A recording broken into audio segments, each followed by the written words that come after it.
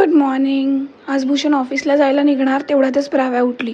त्याची अजिबात इच्छा होत नव्हती लेकीला सोडून ऑफिसला जायची, पण काय करणार, पापी पेट का सवाल. ऑफिसला जावंच लागणार होतं. तो ऑफिसला गेला. त्यानंतर प्राव्यासाठी ब्रेकफास्ट बनवला. रताळ्याची खीर केली होती मी तिच्यासाठी, आणि ती फर्स्ट टाईम केली होती. काय माहिती तिला आवडेल की नाही, म्हणून आधी स्वतः थोडीशी टेस्ट केली. खूप छान झाली होती आणि प्राव्यानेही न नाटक करता ती पूर्ण संपवली.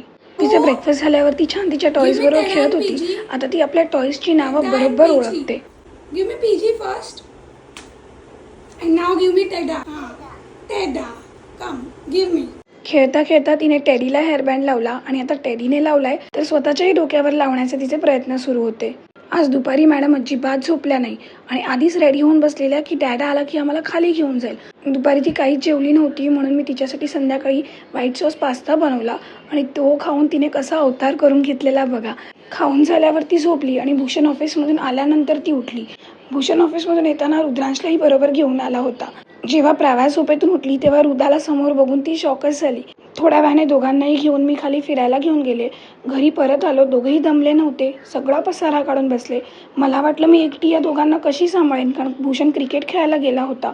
पण रुद्रांशने प्राव्याला व्यवस्थित सांभाळलं आणि मी सगळी कामही करू शकले. आय होप तुमचाही दिवस छान गेला असेल. पुन्हा भेटूच उद्याच्या व्लॉगमध्ये.